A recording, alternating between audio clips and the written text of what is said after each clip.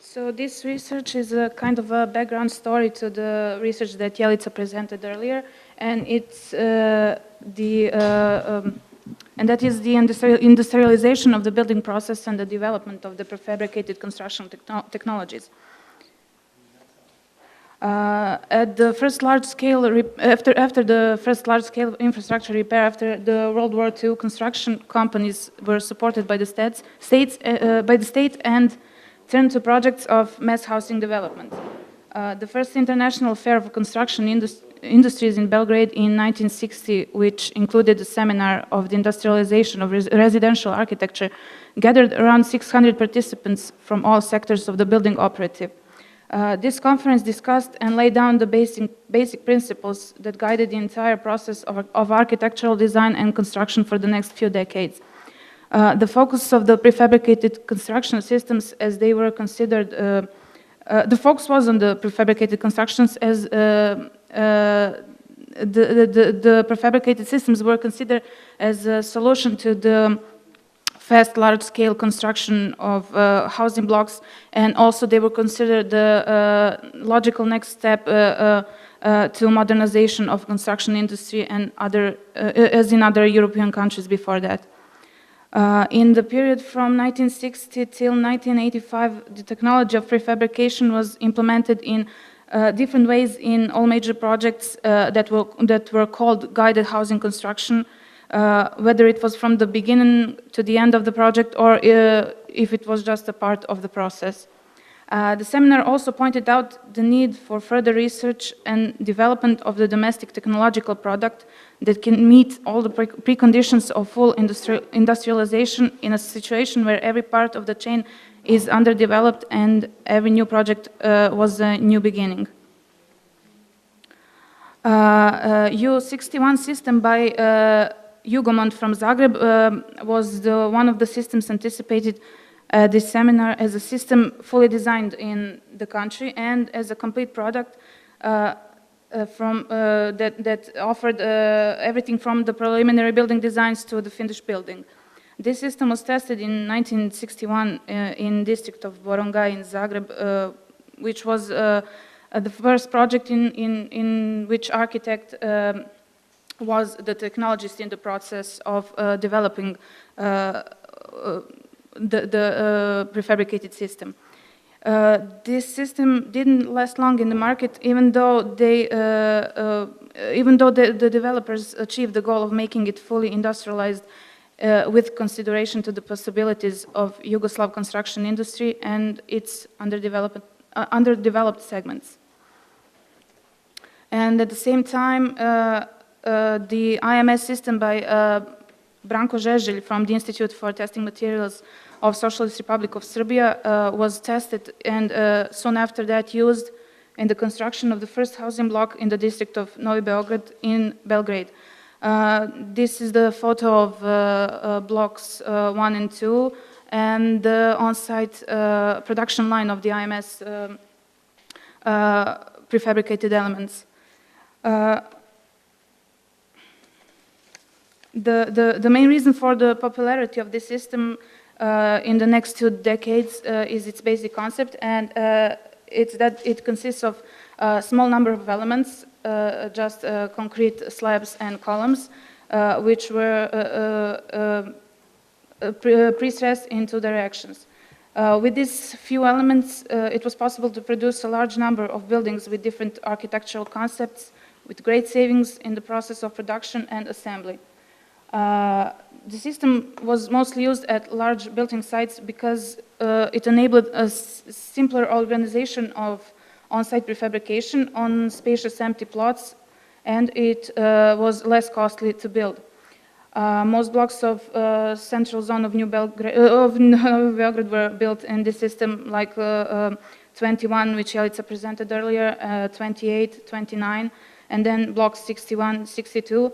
The settlement of Serak, which is on the photo, and then Alipašino Polje in Sarajevo, Liman 3 in Novi Sad, and a number of other new settlements throughout Yugoslavia. Also, the IMS system from the start had to fulfill a series of demands that architects made in order to gain as much creative freedom and practical use in floor plan design and also in the architectural design in later use. This is Block 29 from 1968 by architects Čanak and Mitić for IMS Institute, and it was a culmination of the previous work that was done meeting all the demands for prefabricated system for all uses. In Block 29, the architects fully used the possibilities of an open and flexible system such was IMS for floor plan design and architectural design equally, since now they were able to experiment with the building volume and the different facade elements and materials. For the next 10 years, researches in housing development and construction continue on the experiences from the construction of Block 29.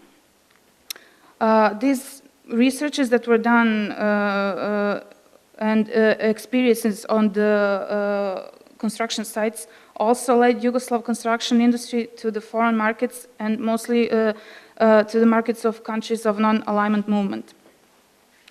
The first contact of the Yugoslav industry with the Cuban construction industry was made by IMS Institute in 1966 with Branko Žeželj in order to promote the possibilities of Yugoslav technology. The IMS system was used in experimental settlement project in Havana, which was to determine the system for the widespread use in Cuba.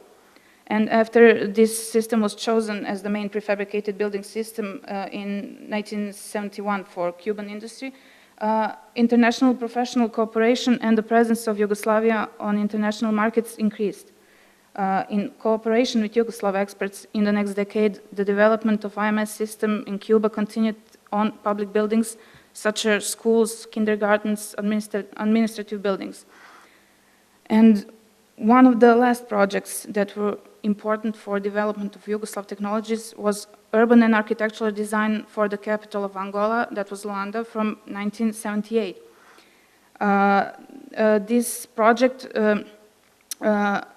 from the urban design from this project, 2 buildings were built in the 80s in the center of Luanda in IMS system, and these buildings were the sum of all researches done and experience in construction work in different climate conditions from Cuba.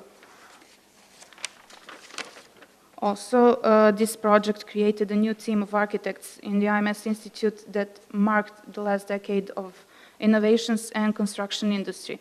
A team led by architect Ivan Petrović used all experience in construction work and research from the past three decades these past 3 decades of experience to establish a new methodology of architectural design that led to new contemporary projects, such were designs for the first local CAD model, among others. And, the last slide is the citation from Branko Žeželj, which sums up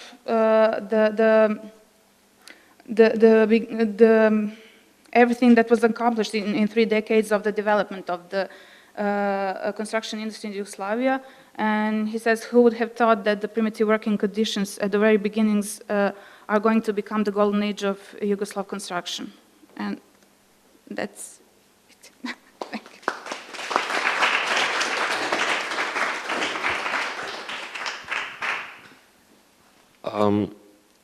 Jedna od tema vaših istraživanja koje ste djelomice pokazali i na izložbi u Mariboru bavi se upravo time kako se ovaj osnovni sistem ili sistemi, ali govorimo u prvom redu ovdje u EMS-u, na neki način prilagođava, kako se dešava divergencija od ovog osnovnog modela, naročito ako govorimo o ovim fasadnim elementima.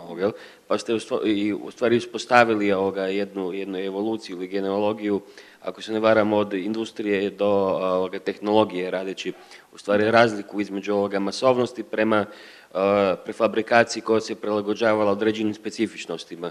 Pa možda ako bi mogla malo elaborirati taj fenomen, ako ga možemo tako zvati. Nešto si napomenula, ali možda čak više u tehnološkom, a manje u oblikovnom smislu. Šta je to u stvari značilo? To u stvari vodilo prema prefabrikaciji elemenata, ali u manjim serijama koje su u stvari bile custom made za određeni broj objekata unutar jednog bloka, recimo. Da, pa u samom početku razvitka prefabrikovane gradnje građevinska industrija nije mogla da odgovori na same tehničke zahteve takvog jednog poduhvata, tako da u nedostatku određenih materijala, tehnologije i mehanizacije, od samog starta izgradnje i korišćenja prefabrikovanih sistema u svakom projektu se mogu naći nekakve improvizacije, tako da uz to svaki veći projekat je rađen po nekom konkursu koji je imao svoje određene karakteristike i tu nije bilo puno kompromisa, sem kada bi bili opet tehnički problemi u pitanju, tako da čak i da je u pitanju zatvoreni sistem koji se sastoji od određenog broja elemenata koji moraju biti ispoštovani da bi to bio čitav proces industrializacija, ovde se pravio kompromis tako da se poštovao dizajn, arhitektonski dizajn objekta i u velikom broju slučajeva su rađene male serije, rađene su na pistama koje su bile direktno na gradilištu. Konkretno za blok 29 imamo podatak da je imao 138 različitih prefabrikovanih elemenata, što samim tim ne predstavlja neku prefabrikaciju, odnosno industrializaciju samog procesa u tom smislu. Između ostalog, pošto je to neka šira priča koju smo morale nekako da upakujemo, postoje sad tu razna preklapanja između tehnologije klizne oplate i klasičnih sistema. Tehnologija klizne oplate je donekle bila poluprefabrikovana i postoji podaci o tome da su domaće firme u tih nekih 20 sistema koliko je kod nas korišćeno i unapređivano pravile nekakve modifikacije tehničke na prostim sistemima klizeće oplate, tako da određeni deo procesa bude prefabrikovan.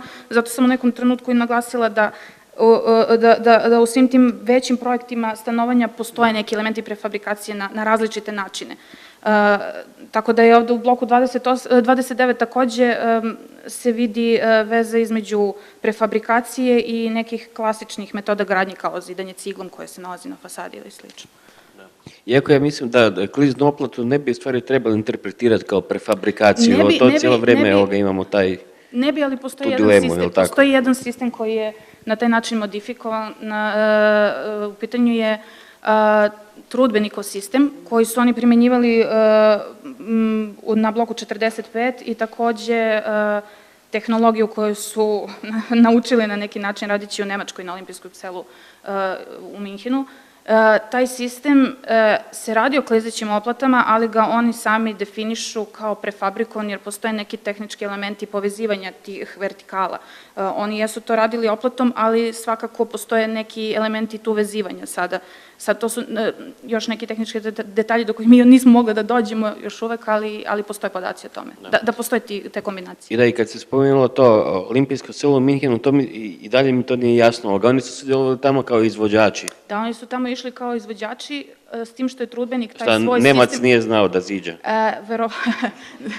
Pa izvozili smo radnike jako puno, ne samo beogradske firme, ne iz većih gradova, nego iz manjih gradova, ali to su bile kooperacije neke u pitanju. S tim što je trudbenik svoj taj neki klizeća oplata, prefabrikovani sistem isto navežbao na Minhenu. Tamo su ga izvodili i imaju specifikacije tamo koliko je stanova izvedeno u tom sistemu, na koji način je to izveđeno, pa su onda preneli kod nas. A projekt je bio njemački ili je bio projekt... Nemački. I onda se u stvari oni pojavljaju tu kao kooperanti u stvari u cijelom procesu. Da, oni se pojavljuju kao kooperanti i na neki način školuju svoje radnike tamo. Da li su glavni izvođači ili su podizvođači neke njemačke tvrtke ili kompanije? To ćemo morati još uvek da saznamo, jer oni sem svojih podataka ne navode puno toga, ali ja mislim da se vode kao kooperanti. Pojavili su žene firme, ja se izvinjam reći da se umešam, od toga su 3 jugoslovenske firme kao izvođači. Jedna je iz Slovenije, to je jedino što smo našli kao podatak, jedna je Nakred, jedna je Trudbenik i jedna nemačka firma. Postoji dobra šansa da jesu podizvođači, ali su radili u svom sistemu i projekte su prilagođavali u tom sistemu. Ali nigde nisu konkretno naglasili da su oni glavni izvođači, samo navode svoj doprinos tome. Super. Hvala. balansi sistem, on je zapravo razvijen, on je kupio na francuske papirke. Da, postoje... Donete odluka o 70. godinama da se uđe u masovnu proizvodnju stanova koja nije bila moguća u sistemima koji su do tada postojali.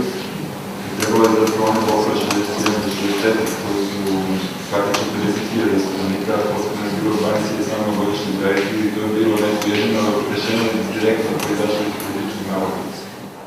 Na neki način da ti sistemi su uloženi još 60. godina kroz razne firme i modifikovani kroz razne firme, isto kao što je Balenci rad modifikovao kako bi prilagodio projektu, samim projektima koje radio, to konkretno blokovi 61 do 64, su kooperacija više firmi, između ostalog napred sa Dillon sistemom koji je američki, ovo je u pitanju rad Balenci, IMS je takođe učestvovao tu i zapravo su nejasne granice dokle ko učestvovao tu sa tim projektima, ali svakako da, bilo je uvaženo nekoliko sistema, ali se i kroz neku vrstu politike građevinske industrije insistiralo na razvijenju domaćih sistema kako bi se sa njima, naročito IMS-a kao inovativnog sistema, kako bi se sa njim nastupilo na tržište strana. Oni su imali malo velike planove po tom pitanju još 60. godina.